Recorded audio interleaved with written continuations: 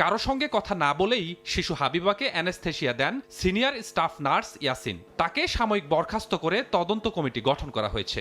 এক বাক্যে এটা অনাকাঙ্ক্ষিত, এটা অবশ্যই হতে আশা করা যায় না। পুরো ব্যাপারটাই যেহেতু অবহেলাজনিত অভিযোগ, এটা তদন্ত সাপেক্ষে আইনগত এবং প্রশাসনিক সর্বরকম ব্যবস্থা নেই। শিশু হাবিবার মৃত্যুর পর থেকেই পলাতক রয়েছে অভিযুক্ত নার্স। স্বপন আহমেদ, সময় সংবাদ, ঢাকা। এতক্ষণ দেখছিলেন দেশ বিদেশের খবর। এবার খেলার সময়ের বিস্তারিত জানাবেন তারেক হাসান শিমুল। জাফর, আপনাকে আবারও ধন্যবাদ। এবার দেখে নেব খেলার সময়ের শিরোনাম। এবার বাংলাদেশি গণমাধ্যম কর্মীদের বিশ্বকাপ কভারের অনুমতি দিতে আইসিসির গড়িমসি, অ্যাক্রিডিটেশন পাননি অধিকাংশই, কারণ জানতে চাইল বিসিবি। আমাদের দেশ না খেললেও কিন্তু বিশ্বকাপ কিন্তু হচ্ছে এবং আমাদের গণমাধ্যম কর্মীরা হয়তো সেটা আমাদের দর্শকদের কাছে উপস্থাপন করতে, আর আমরা ব্যাখ্যা জানতে চাওয়া হয়েছে। তৃতীয় সর্বোচ্চ ক্রিকেট ভিউয়ার্সের দেশকে বিশ্বকাপ থেকে বাদের সিদ্ধান্ত প্রশ্নবিদ্ধ বললেন সাবেক পাকিস্তানি অধিনায়ক। টাইগারদের মিস করছেন অনেক ভারতীয় সমর্থকও। মোস্তাফিজকে যেভাবে বাদ দেওয়া হয়েছে চরম অন্যায়। খেলার মাঠে যদি আমরা বাংলাদেশকে দেখতাম, একজন বাঙালি হিসেবে বলতে পারি যে ভালো লাগতো। ক্রিকেট প্রেমী হিসেবে দুঃখের বাড়াটা হতাশাজনক যে বাংলাদেশ নেই। ফ্র্যাঞ্চাইজি লিগের তালিকায় তলানিতে বিপিএল। ব্রিটিশ ম্যাগাজিন দ্য ক্রিকেটারের পর্যালোচনা, বিপিএলে দল না পাওয়া ক্রিকেটারদের নিয়ে শুরু সিসিডিএম চ্যালেঞ্জ কাপ। আন্তর্জাতিক অভিজ্ঞতা সম্পন্ন কাউকে ভবিষ্যতে ফুটবল দলের কোচ করা উচিত, মন্তব্য সাবেকদের হুট করে নয়, কাবরেরাকে নিয়ে আলোচনা করে সিদ্ধান্তের পরামর্শ। এবং ট্রাম্পের দমন-পীড়ন নীতির কারণে যুক্তরাষ্ট্রের সমর্থকদের বিশ্বকাপ বর্জনের আহ্বান। সেপ ব্ল্যাটারের বিতর্কের মাঝেই ফিক্সিং প্রতিরোধে কঠোর অবস্থানে ফিফা।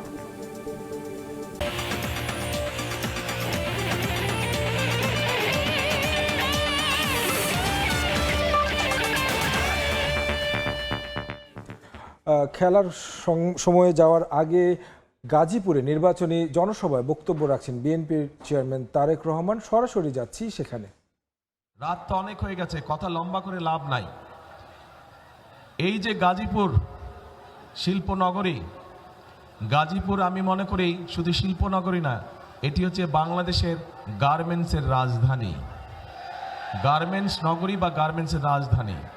এখন এই গার্মেন্টসে আমাদের লক্ষ লক্ষ মা বোনেরা কাজ করে, ভাইরাও কাজ করে এখানে। এই গার্মেন্ট শিল্প কে এনেছিল এই বাংলাদেশে জানেন আপনারা? কে এনেছিল বলেন তো? জিয়াউর রহমান, শহীদ রাষ্ট্রপতি জিয়াউর রহমান এই গার্মেন্ট শিল্পকে এই বাংলাদেশে নিয়ে এসেছিলেন। তার ফলে লক্ষ লক্ষ মানুষের কর্মসংস্থানের ব্যবস্থা হয়েছে, মা বোনদের কর্মসংস্থানের ব্যবস্থা হয়েছে। এই যে বিদেশে আমাদের শ্রমিক যায়, সেই শ্রমিক পাঠানোর ব্যবস্থা কে করেছিলেন? সেটাও শহীদ রাষ্ট্রপতি অর্থাৎ বিএনপি সরকারই করেছিল। তারপরে এই যে আজকে মা বোনরা যে ফ্রি শিক্ষা, আমাদের মেয়েরা যে ফ্রি শিক্ষা পায় স্কুলে, সে ক্লাস 1 থেকে ইন্টারমিডিয়েট পর্যন্ত, এটা কে করেছিল বলেন তো? খালেদা জিয়া। কাজেই এখন দেখেন এই তিনটা দিয়ে একটা জিনিস বোঝাই দিলাম আপনাদের সকলকে, পরিষ্কার হয়ে গেল যে এই দেশের খেটে খাওয়া মানুষের জন্য যদি কোনো দল কাজ করে থাকে সেটা বিএনপি একমাত্র করে থাকে। প্রিয় ভাই বোনেরা, আগামী 12 তারিখে নির্বাচনে বিএনপি ইনশাল্লাহ জয়ী হলে পরে আমরা অনেকগুলো পরিকল্পনা নিয়েছি। তার মধ্যে একটি পরিকল্পনা হচ্ছে এই যে যেমন গার্মেন্ট শিল্প আছে, এই গার্মেন্ট শিল্পের মতো নতুন আরও আমরা শিল্প আনবো, যেখানে আমাদের আরও বেশি সংখ্যক মা বোনেরা কর্মসংস্থানের ব্যবস্থা হবে, যেখানে আমাদের তরুণ ভাই বোনেরা সেখানে কর্মসংস্থানের ব্যবস্থা করতে হবে। নতুন শিল্প আমরা এই দেশে নিয়ে আসব, যেখান থেকে আবার দেশে আরও বেশি বিদেশে রফতানি হবে। এখন শুধু সেটাই নয়, আমরা এই যে লক্ষ লক্ষ মা বোনেরা আছে, এই মা বোনদের কথা চিন্তা করে আমরা আরেকটি পরিকল্পনা গ্রহণ করেছি। এই খেটে খাওয়া মানুষদের জন্য, যেই মারা খেতে খায়, কষ্ট করে সারাদিন পরিশ্রম করে, সেই মায়েদের জন্য আমরা দলমত নির্বিশেষে প্রত্যেকটি মায়ের জন্য, বিশেষ করে খেটে খাওয়া মা যারা, তাদের জন্য আমরা একটি কার্ড দেব যেটির নাম ফ্যামিলি কার্ড, এবং সেখানে সেই কার্ডের মাধ্যমে আমরা প্রত্যেকটি মায়ের পরিবারের কাছে সরকারের পক্ষ থেকে একটি সহযোগিতা পৌঁছে দিতে চাই, যেন মাস শেষে তাদের কষ্ট কিছুটা কম হয়। কেমন লাগলো পরিকল্পনা? আচ্ছা, এছাড়াও গাজীপুরের বিভিন্ন জায়গায় বহু মানুষ আছেন যারা চাষাবাস করে না? চাষাবাস করে মানুষ, বহু কৃষক আছে। এই কৃষক ভাইদেরকে আমরা সহযোগিতা করতে চাই এবং সেই জন্য কৃষক ভাইদের জন্য আমরা একটা কৃষক কার্ড তৈরি করেছি, যেই কার্ডের মাধ্যমে আমরা কৃষক ভাইদের কাছে সহযোগিতা পৌঁছে দেব, যাতে করে কৃষক ভাইদের উপকার হয়। এর বাইরে আমরা শুধু গাজীপুর জেলার জন্য, এই যে গাজীপুর, এই গাজীপুরের জন্য আমরা কতগুলো চিন্তা ভাবনা করেছি এই এলাকার মানুষের বিভিন্ন সমস্যার কথা চিন্তা করে। যেমন আপনাদের এইখানে জয়দেবপুর রেল ক্রসিংয়ের উপরে একটা ওভারপাস নির্মাণ করা, যেটা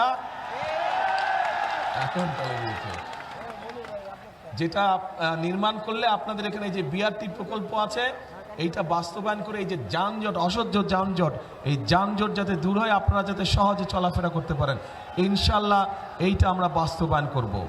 শুধু তাই নয়, বিশেষ করে আমাদের নারী শ্রমিক যারা আছেন তারা যাতে নিশ্চিন্তে টেনশনে না থাকেন সন্তানদেরকে নিয়ে, সেই জন্য কিছু কিছু গার্মেন্টসে আছে, বাট সকল শিল্প প্রতিষ্ঠানে আমরা আমাদের বোনদের জন্য তাদের বাচ্চারা যাতে ঠিকভাবে থাকে, ঠিকভাবে তাদের দেখাশোনায়, তাদের জন্য ডে কেয়ার সেন্টার তৈরি করার পরিকল্পনা আমরা নিয়েছি। প্রিয় ভাই বোনেরা, আপনাদের এখানে বড় বড় কয়েকটি খাল আছে, তুরাগ, তারপরে লবণদহ আর চিল্লাই খাল আছে। এগুলো কি বন্ধ হয়ে গেছে? এগুলো পানি আছে না নাই? চলে? হ্যাঁ, দূষণে সব বন্ধ হয়ে গেছে। তো এটা কি খাল খনন করা দরকার, পরিষ্কার করা দরকার? করবেন সবাই মিলে? আমরা যদি শুরু করি কাজ, করবেন? কারা কারা যাবেন? হাত তুলেন। কারা কারা পরিষ্কার যাবেন? ঠিক আছে, ইনশাল্লাহ 12 তারিখে ধানের শীষকে যদি বিজয় করে নিয়ে আসেন, এই 3টাকে দূষণমুক্ত করব আমরা, 3টা খালকে পুনর্খনন করব আমরা, যাতে এখান দিয়ে পরিষ্কার পানি চলাচল করতে পারে। ইয়েস, লাগারে লাগা ধান লাগা। প্রিয় ভাই বোনেরা, আপনাদের এখানে শ্রমিক ভাইদের জন্য আমরা আমাদের একটি পরিকল্পনা আছে যে তাদের আবাসনের সমস্যা আছে, বিরাট সমস্যা আছে আবাসনের, তাদেরকে স্বল্প মূল্যে যাতে থাকার ব্যবস্থা করা যায় সেটিরও একটি পরিকল্পনা আছে আমাদের শ্রমিক ভাইদের জন্য। এখন এই যে এই পরিকল্পনাগুলো আমরা গ্রহণ করেছি, এই পরিকল্পনাগুলোর পাশাপাশি আমরা নারীদের জন্য ফ্যামিলি কার্ড, কৃষক কার্ড করছি কৃষকদের জন্য। এছাড়াও আপনাদের সকলের কাছে, বিশেষ করে মা বোনদের কাছে এবং শিশুদের কাছে চিকিৎসা সেবা পৌঁছে দেওয়ার জন্য আমরা প্রত্যেকটি এলাকায় এলাকায় একজন করে আমরা হেলথ কেয়ারার দিতে চাই, যাতে করে মায়েরা এবং বাচ্চারা ছোটোখাটো অসুখের চিকিৎসা ঘরে বসেই তারা পেতে পারে, সেই ব্যবস্থা আমরা করতে চাইছি। সবার আগে বাংলাদেশ। বুঝলাম তো, সবার আগে বাংলাদেশ, কিন্তু আমার পরিকল্পনাগুলো ভালো লোক না খারাপ লোক কিছু কয়ও না, বুঝিও না। ঠিক আছে পরিকল্পনাগুলা? তো এগুলা কাম করা যায়? আচ্ছা, তো করা গেলে বলবেন তো ভাই, কি বলছি না বলছি, ভালো লাগলো না লাগলো বলবেন তো, নাহলে কেমন করে বুঝবো? এখন প্রিয় ভাই বোনেরা, কিন্তু এই কাজগুলো যদি আমাদেরকে করতে হয়, তাহলে তো কি করতে হবে? এই কাজগুলো যদি বাস্তবায়ন করতে হয় বিএনপিকে, তাহলে আপনাদের কি করা লাগবে? হ্যাঁ, ধানের শীষকে জয়যুক্ত করা লাগবে। দাঁড়ান তো, প্রার্থী কারা কারা আছেন দাঁড়ান, আপনারা আমাদের গাজীপুরের প্রার্থী সামনে আসেন, এখানে এই পাশে দিয়ে দাঁড়ান, আমার ডান সাইড দিয়ে দাঁড়ান সবগুলো। জি, সবাই ডান পাশ দিয়ে দাঁড়ান, দাঁড়াও। আরে কি কনফিউজ ব্যাপারে, দাঁড়াও না এখানে। এদেরকে চিনেন? এদের সবার হাতে আমরা ধানের শীষ দিয়েছি, কিন্তু এই যে যেই কাজগুলো বললাম, এই কাজগুলো যদি আপনাদের উপকারে লাগে মনে করেন, তাহলে এই মানুষগুলোকে ধানের শীষ দিয়েছে, এই ধানের শীষকে জয়যুক্ত করতে হবে, এই মানুষগুলোকে জয়যুক্ত করতে হবে। পারবেন কি? পারবেন? হ্যাঁ, এদেরকে জয়যুক্ত করতে হবে। এদেরকে যদি জয়যুক্ত করা হয় তাহলে এই যে খাল খননের কথা বললাম, এদেরকে যদি জয়যুক্ত করা হয়, তাহলে যে ফ্লাইওভারের কথা বললাম, এদেরকে যদি জয়যুক্ত করা হয়, তাহলে শ্রমিকদের আবাসনের কথা বললাম, এই সবগুলো কাজ, এই যে নারীদের জন্য ফ্যামিলি কার্ডের ব্যবস্থা, কৃষক কার্ড, এই সবগুলো কাজ করা যাবে এই ধানের শীষ যাদের হাতে তুলে দিয়েছে এদেরকে জয়যুক্ত করলে পরে। কিন্তু এই যে 12 তারিখে বসেন আপনারা, এই যে 12 তারিখে যে আপনারা যাবেন, কোথায় যাবেন বলেন তো? সকাল সকাল, হ্যাঁ, ভোট কেন্দ্রে। কখন যাবেন? হ্যাঁ, কখন যাবেন?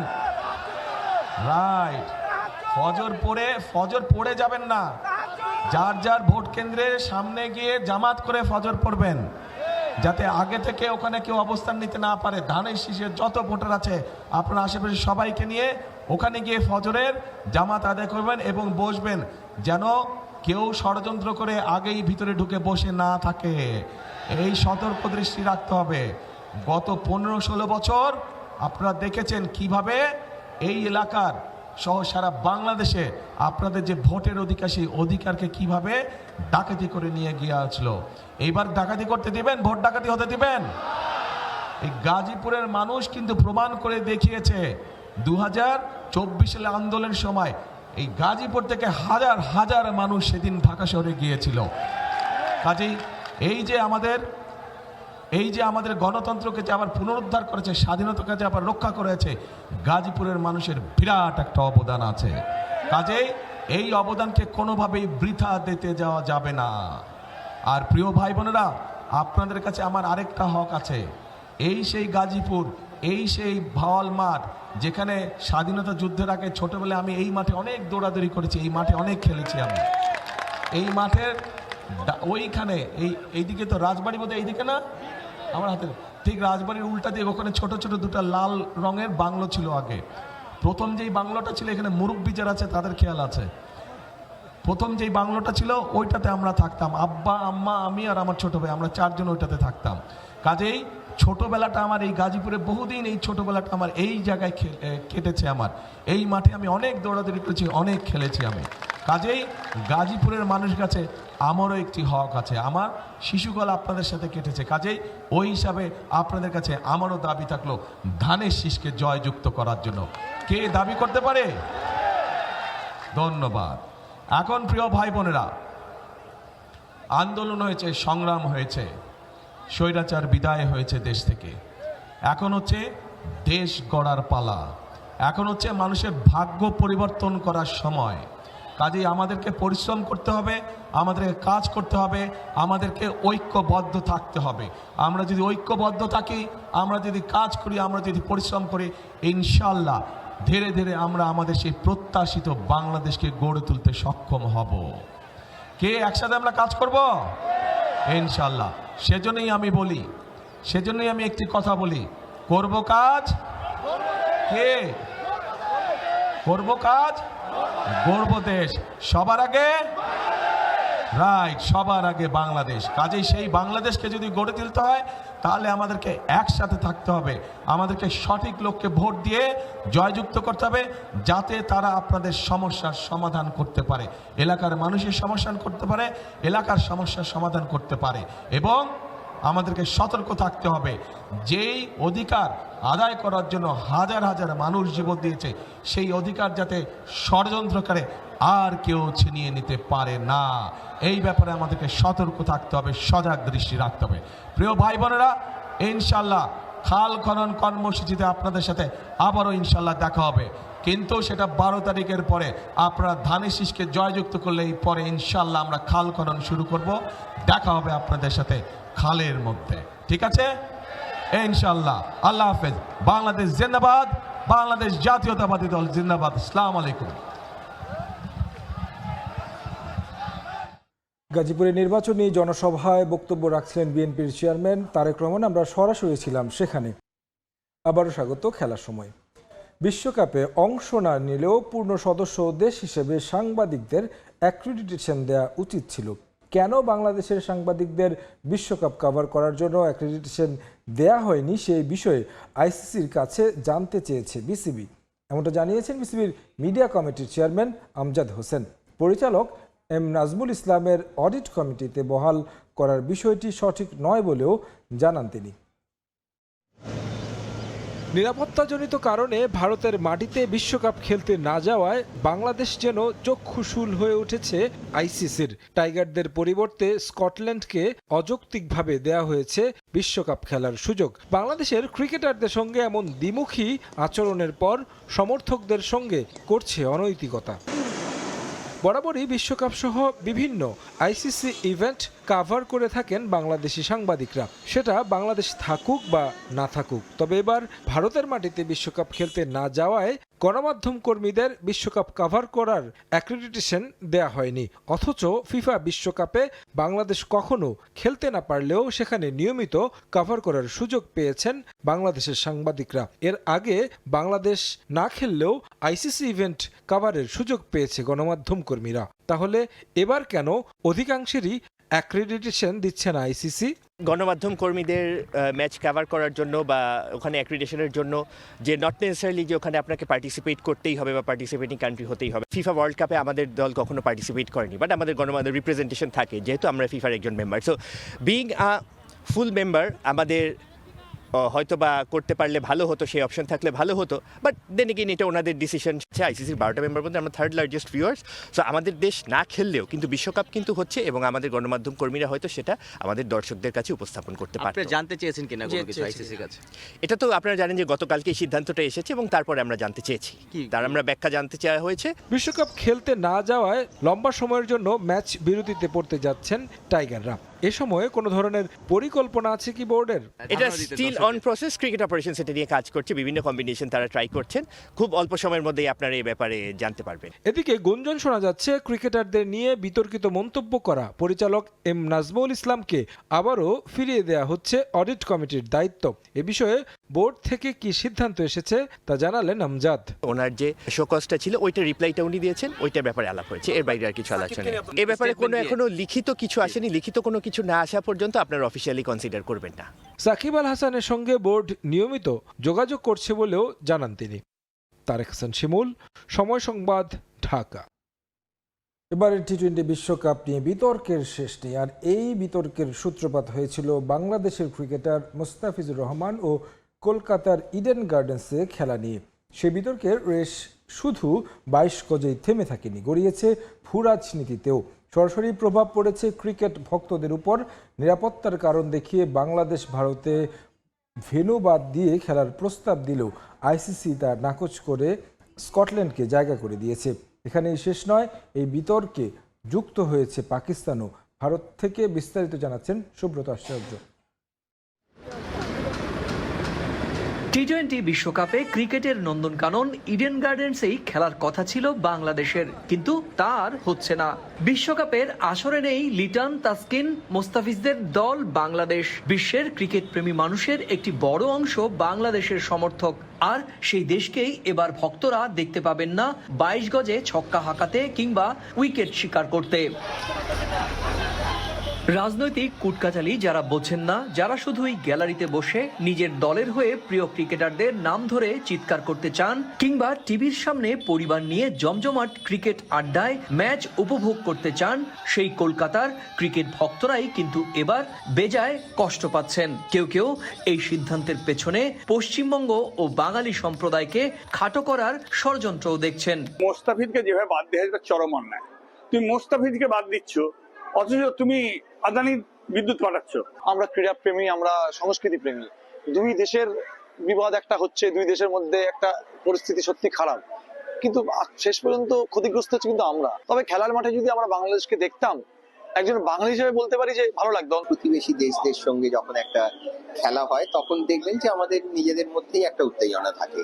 আমরা ভারতবাসী হিসেবে যে উত্তেজনাটা অনুভব করি সেই জায়গাটায় খানিকটা হলেও সীমিত হবে। খেলার সাথে রাজনীতিকে জড়ানোটা উচিত না। ক্রীড়া হচ্ছে এমন একটা জিনিস, এন্টারটেনমেন্ট জিনিস, যেখানে সব মানে মানুষ একে এন্টারটেনমেন্ট করে। আর এটা যদি ওরা আসছে না, এটা আমাদেরই খারাপ একটা ব্যাপার আছে। বাঙালি হিসেবে, ক্রিকেট প্রেমী হিসেবে দুঃখের বাড়াটা হতাশাজনক যে বাংলাদেশ নেই। বাংলাদেশ কতটা ভালো খেলতো, কতটা ভালো খেলে বা কতটা খেলবে সেটা পরের প্রশ্ন, কিন্তু আমরা তো বাঙালি। একজন সাধারণ ক্রিকেট প্রেমী হিসেবে এটা খারাপ লাগা তো অবশ্যই। তবে অনেকেই মনে করেন ক্রিকেটের মাঠের এই লড়াই সরকারে শুরু হলেও এক সময় দুই দেশের সাধারণ মানুষের চাপেই আবার পরিস্থিতি স্বাভাবিক হতে বাধ্য। পারস্পরিক বিভিন্ন এগুলো কূটনৈতিক সম্পর্ক, বিভিন্ন রাজনৈতিক পদক্ষেপ, অবস্থান আছে, সব ঠিক হয়ে যাবে, ঠিক হবে। এখন একটা টালমাটাল খারাপ ব্যাট প্যাচ আছে। বাংলাদেশিন বিশ্বকাপে সূচি এগিয়ে এলো, নতুন করে শুরু হয়েছে আরেক বিতর্ক, পাকিস্তান আদৌ খেলবে কি খেলবে না। এর আগে আইপিএল এর জন্য কলকাতা নাইট রাইডার্স নিলামে নিলেও বিসিসিআই এর দেয়া বিশেষ কারণে বাংলাদেশের ক্রিকেটার মুস্তাফিজুর রহমানকে দল থেকে বাদ দেয়া হয়। মুস্তাফিজুর রহমানকে কলকাতায় খেলতে না দেওয়ার জন্য কিছু ধর্মীয় সংগঠনের পক্ষ থেকে টিভি টক শোতে হুমকি দেওয়ার কথাও শোনা গিয়েছিল। সেই বিশেষ কারণ যে বাংলাদেশের ক্রিকেটারদের নিরাপত্তা তা বুঝতে আর অসুবিধা হয়নি বাংলাদেশ ক্রিকেট বোর্ডের। 2024-এর পর এমনিতেই ঢাকা দিল্লির সম্পর্ক শীতল থেকে শীতলতর হচ্ছিল, ফলে ভারতের এই সিদ্ধান্তকে আত্মসম্মানের জায়গা থেকেই নেয় ঢাকা। তারা স্পষ্ট জানিয়ে দেয় যে দেশ একজন ক্রিকেটারের নিরাপত্তা নিশ্চিত করতে পারেনি, সেখানে পুরো দল পাঠানো সম্ভব নয়। শ্রীলঙ্কার মাটিতে খেলার সুযোগ চেয়ে আইসিসির কাছে আবেদন জানালেও শেষ পর্যন্ত সেই আবেদন ভোটে খারিজ হয়ে যায়। সুব্রত আচার্য, সময় সংবাদ, ভারত। আইসিসির দ্বিচারিতার শেষ বাংলাদেশের টি-20 বিশ্বকাপ। বিশ্বের তৃতীয় ক্রিকেট ভিউয়ার্স দেশের দর্শকদের নিরাপত্তা ঝুঁকির শঙ্কা উপেক্ষা করে বাদ দেওয়ার সিদ্ধান্ত প্রশ্নবিদ্ধ বলে মন্তব্য করেছেন পাকিস্তানের সাবেক অধিনায়ক মোহাম্মদ ইউসুফ। এছাড়া ক্রিকেটের সৌন্দর্য ফেরাতে বিশ্ব ক্রিকেটের নিয়ন্ত্রক সংস্থা নিরপেক্ষতা জরুরি বলে মত তার। তবে ইউসুফ সমালোচনা করলেও ভারত কিংবা আইসিসির কোনো দোষ দেখছেন না দেশটির আরেক কিংবদন্তি ওয়াসিম আকরাম। ঘনিয়ে আসছে বাংলাদেশবিহীন টি-20 বিশ্বকাপ। ইতিহাসে প্রথমবারের মতো শর্টার ফরম্যাটের মেগা আসরে নেই টাইগাররা। দেখা যাবে না ভক্তদের হারের আক্ষেপ আর জয়ের উন্মাদনা। সাবেক থেকে বর্তমান ক্রিকেটার আইসিসির এমন সিদ্ধান্তে হতবাক পুরো ক্রিকেট বিশ্ব। প্রতিনিয়তই এই ইস্যুতে প্রশ্নবিদ্ধ হচ্ছে বিশ্ব ক্রিকেটের নিয়ন্ত্রক সংস্থা। বাংলাদেশিরা খেলাধুলা প্রেমী জাতি, ক্রিকেট তাদের আবেগের নাম। শত ব্যস্ততার মাঝে ক্রিকেট থেকেই খুঁজে নেয় প্রশান্তি। বিশ্বের তৃতীয় সর্বোচ্চ ক্রিকেট ভিউয়ার্স দেশ বাংলাদেশ। পৃথিবীর যে কোনো প্রান্তে খেলা হলেই দেখা মিলবে টাইগার ভক্তদের, কিন্তু তারাই এবার বঞ্চিত মেগা আসর থেকে। ক্রিকেটারদের সঙ্গে ভক্তদের নিরাপত্তা শঙ্কার কারণে ভারতে যেতে চায়নি বিসিবি। তাদের এই যৌক্তিক দাবি উপেক্ষা করে কেন এত সংখ্যক দর্শকদের বিশ্বকাপ থেকে বঞ্চিত করলো আইসিসি, সে প্রশ্ন পাকিস্তানের কিংবদন্তি ক্রিকেটার মোহাম্মদ ইউসুফের। বিশ্ব ক্রিকেটের নিয়ন্ত্রক সংস্থার নিরপেক্ষতা নিয়েও কঠোর সমালোচনা করেন তিনি।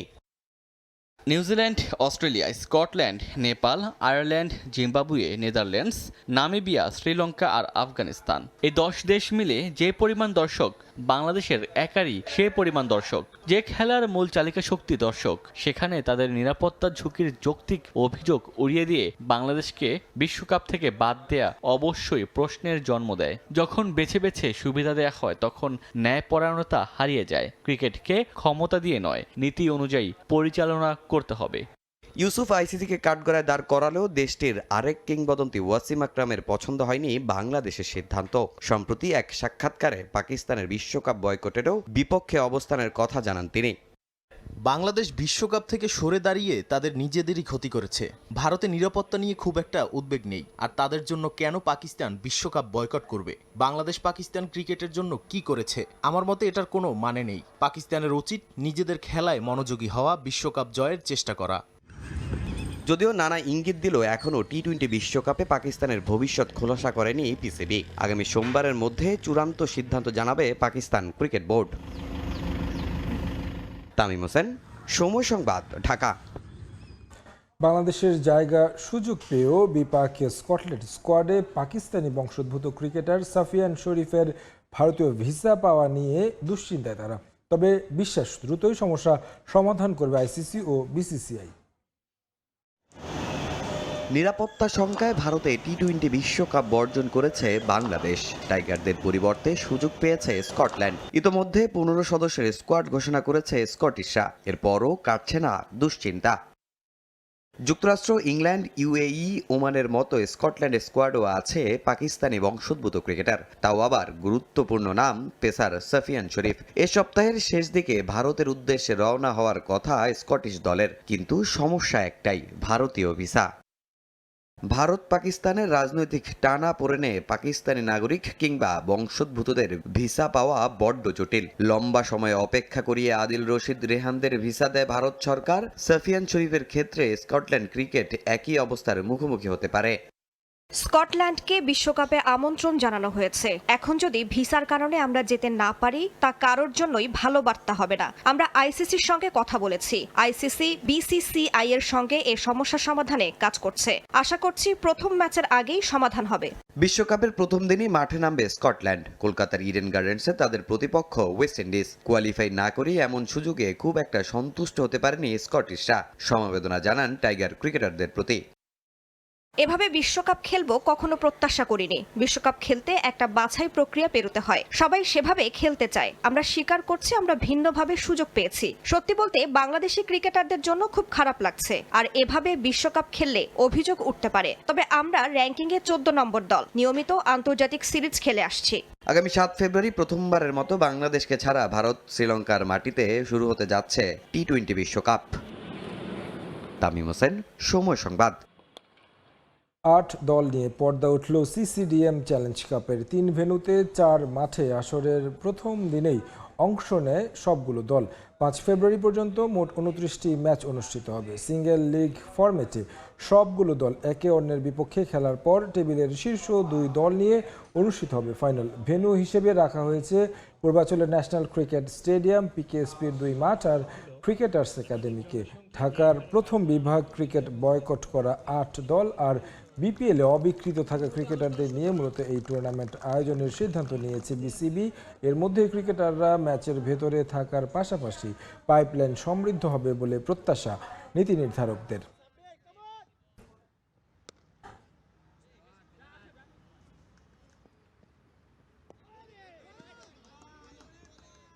বাংলাদেশের পরবর্তী কোচ নিয়োগের ক্ষেত্রে যে কোনো জাতীয় দলে কাজ করার অভিজ্ঞতা সম্পন্ন কোচ নিয়োগের পরামর্শ সাবেক ফুটবলার জুলফিকার মাহমুদ মিন্টুর। তবে আলোচনার প্রেক্ষিতে হাভিয়ার ক্যাব্রেরার বিষয়ে সিদ্ধান্ত নেওয়া উচিত বলে মনে করেন ফুটবল দলের সাবেক অধিনায়ক আমিনুল হক। ফুটবলে দারুণ একটা বছর পার করার পর নতুন মিশন নিয়ে বছর শুরু করতে যাচ্ছে বাংলাদেশ। সিঙ্গাপুরের বিপক্ষে ম্যাচের আগে ভিয়েতনামের বিপক্ষে নিজেদের ঝালিয়ে নিবে হাভিয়ার ক্যাব্রেরা দল। এর পরের লক্ষ্য সাফের শিরোপা জয়। তাই সিঙ্গাপুরের বিপক্ষে ম্যাচকে সাফের প্রস্তুতি হিসেবে দেখছেন সাবেক ফুটবলার জুলফিকার মাহমুদ মিন্টু। সঙ্গে ফিফা উইন্ডোর বাইরে র্যাঙ্কিংয়ে এগিয়ে থাকা দলের সঙ্গে ম্যাচ আয়োজনের পরামর্শ তার। হামজার আসার ক্ষেত্রে কোনো প্রতিবন্ধকতা আমি দেখছি না, মানে আনটিল আনলেস যে ও কোনো ধরনের আল্লাহ মাফ করুক যে কোনো ইনজুরিতে না পড়ে, তাহলে Hamza will be available, Shamit Shome available, even Fahamedul will be available. So অন্য যারা আছে ইভেনচুয়ালি যে সমস্ত মানে অরিজিন প্লেয়ারদেরকে আমরা টার্গেট করতেছি অ্যাকচুয়ালি যে তাদেরকে আমরা ভবিষ্যতে বাংলাদেশ দলের হয়ে খেলাবো, সুতরাং সেই প্লেয়ারদের যদি অ্যাভেলেবিলিটিগুলো হয় তাহলে আমি মনে করি যে ডেফিনেটলি বাংলাদেশের বেশ ভালো সম্ভাবনা রয়েছে।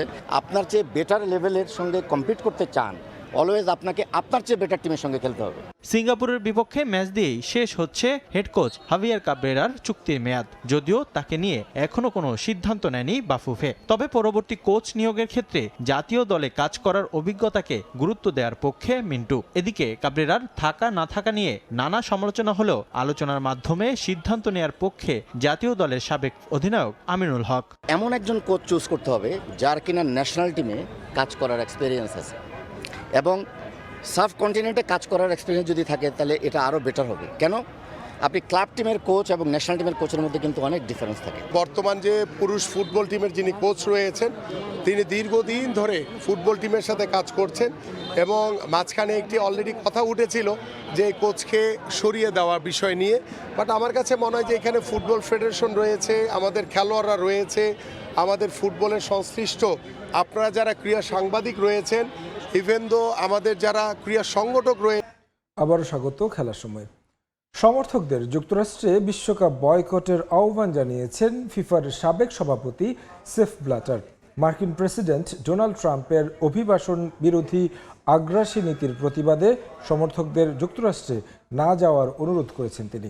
বিশ্বকাপের আগে সমর্থকদের প্রতি নমনীয় হওয়া তো দূরে থাক, একের পর এক কঠোর আইন জারি করছে ট্রাম্প। তার এমন সিদ্ধান্তে সব সময় সায় দেয় বর্তমান সভাপতি জিয়ান্নি ইনফান্তিনোরও কড়া সমালোচনা করেছেন 89 বছর বয়সী সাবেক প্রেসিডেন্ট।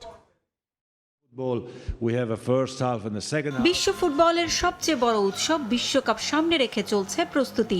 যুক্তরাষ্ট্র, কানাডা ও মেক্সিকোতে হবে 48 দলের বিশ্বকাপ। দম ফেলার ফুরসত নেই 3 আয়োজক দেশের। তবে মাঠের প্রস্তুতির সঙ্গে মার্কিন প্রেসিডেন্ট ডোনাল্ড ট্রাম্পের একের পর এক বিতর্কিত সিদ্ধান্তেও আলোচনায় 2026 বিশ্বকাপ। ডেনমার্কের স্বায়ত্তশাসিত অঞ্চল গ্রিনল্যান্ড দখল নেয়ার চেষ্টা করছে যুক্তরাষ্ট্র। গ্রিনল্যান্ড ইস্যুতে বিশ্বকাপ বয়কটের বিষয়ে আলোচনা করছে জার্মানি সহ ইউরোপের বেশ কয়েকটি দেশ। এছাড়াও যুক্তরাষ্ট্রে ভ্রমণ নিষেধাজ্ঞা ও অভিবাসন সংক্রান্ত কঠোর নীতিমালা নিয়ে ক্ষুব্ধ প্রতিক্রিয়া জানিয়েছেন বিভিন্ন দেশের সমর্থকরা। বিক্ষোভ দমন করতে গিয়ে মিনোপলিসে আইন শৃঙ্খলা বাহিনীর হাতে নিহতের ঘটনাও হয়েছে। এরই মধ্যে বিশ্বকাপ নিশ্চিত করলেও আফ্রিকার 2 দেশ সেনেগাল ও আইভরি কোস্টের সমর্থকদের যুক্তরাষ্ট্র ভ্রমণে নিষেধাজ্ঞা দিয়েছেন প্রেসিডেন্ট ট্রাম্প। একই সিদ্ধান্ত বহাল রয়েছে হাইতি ও ইরানের ক্ষেত্রেও। এসব দেশের ফুটবলাররা ভিসা পেলেও সমর্থকরা প্রবেশ করতে পারবেন না দেশটিতে। ট্রাম্পের এমন কঠোর নীতির কারণে মাঠের খেলার আগে সমালোচনায় আয়োজক যুক্তরাষ্ট্র। ট্রাম্পের এমন আচরণের কারণে কদিন আগে সুইজারল্যান্ডের দুর্নীতি বিরোধী আইনজীবী ও সুইস অ্যাটর্নি মার্ক পিয়েত গণমাধ্যমে দেওয়া সাক্ষাৎকারে সমর্থকদের যুক্তরাষ্ট্রে গিয়ে বিশ্বকাপ ফুটবল না দেখার অনুরোধ করেছিলেন। ট্রাম্পের দমন পীড়ন নীতির কারণে সেখানে গিয়ে বিপদে পড়ার চেয়ে ঘরে বসে টিভিতে খেলা দেখাই নিরাপদ বলে জানিয়েছিলেন তিনি। এবার তার সঙ্গে সুর মিলিয়ে সমর্থকদের যুক্তরাষ্ট্রে গিয়ে বিশ্বকাপের ম্যাচ দেখতে নিরুৎসাহিত করেছেন সাবেক president Sepp Blatter. President Donald Trump ও তার প্রশাসনের বিরূপ আচরণের কারণে ব্ল্যাটার বিশ্বকাপ বয়কটের আহ্বান জানিয়েছেন সমর্থকদের।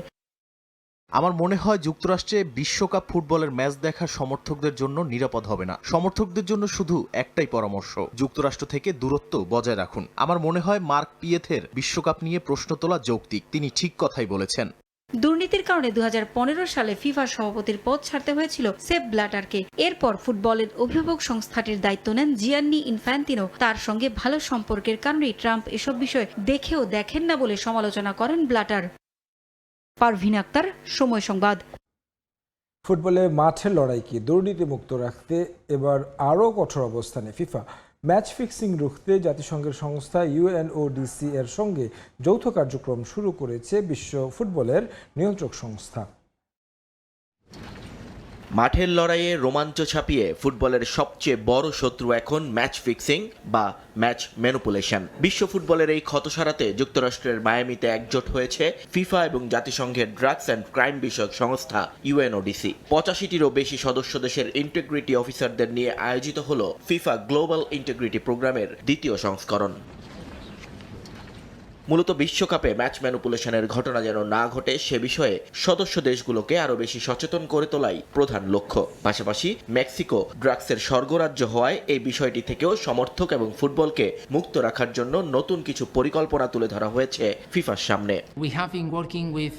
ম্যাচ ম্যানিপুলেশন আমাদের প্রধান উদ্বেগের বিষয়। 2026 সালেও এটি বিশ্বজুড়ে এমনকি জাতীয় পর্যায়ে একটি বড় সমস্যা। আর এই কারণেই আমরা এখানে সমবেত হয়েছি, যাতে আমাদের কর্মকর্তাদের সঠিক তথ্য ও প্রয়োজনীয় টুলস দিয়ে দক্ষ করে তোলা যায়। আমরা আশা করব সবাই তাদের দায়িত্ব পালন করবেন এবং সমর্থকদের জন্য একটা পরিচ্ছন্ন বিশ্বকাপ উপহার দিবেন।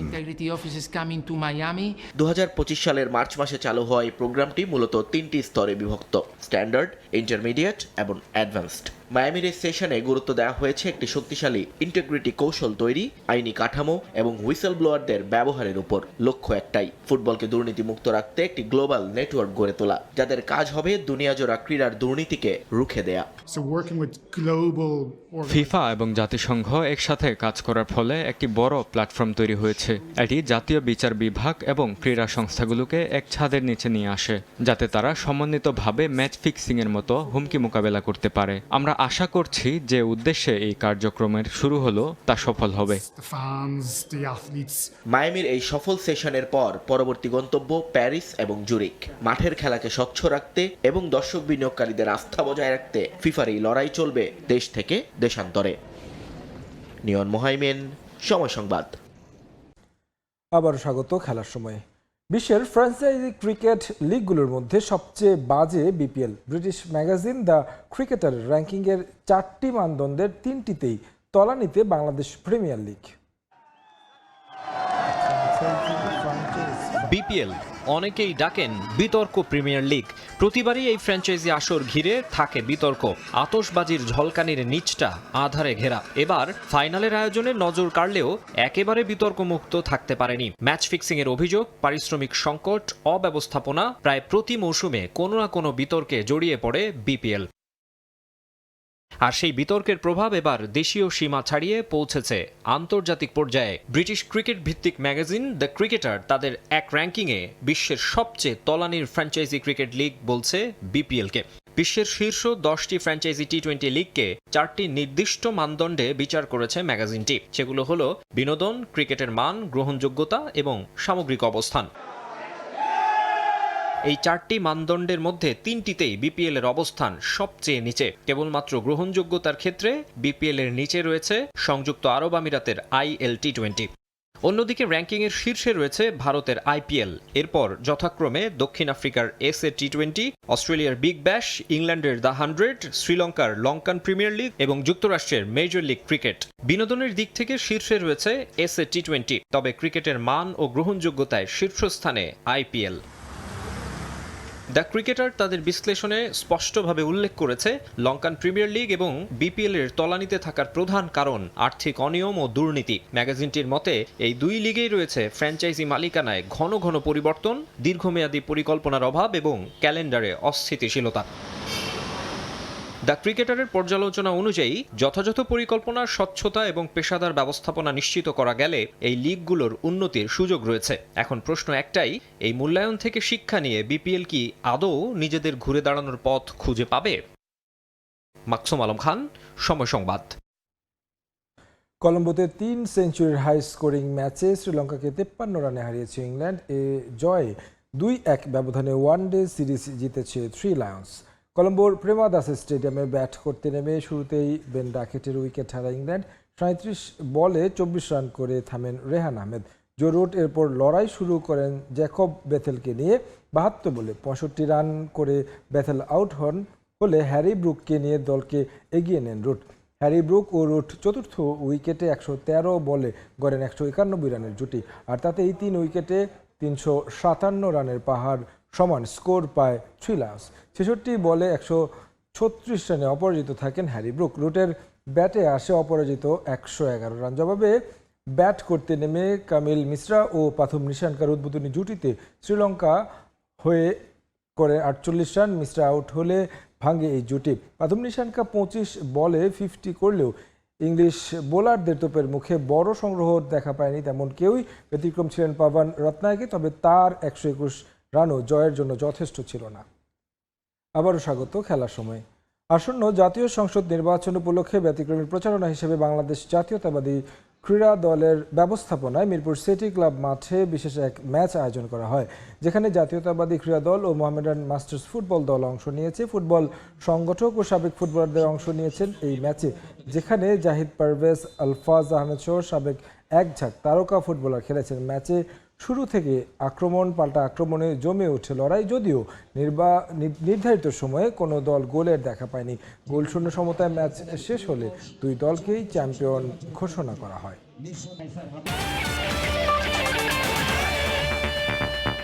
এই ছিল খেলার সময়। প্রবাসের সময় সঙ্গে থাকবেন কামরুজ্জামান মামুন।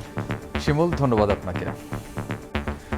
প্রবাসের সময় নিয়ে আসছি কিছুক্ষণ পর, সঙ্গে থাকুন সময়ের।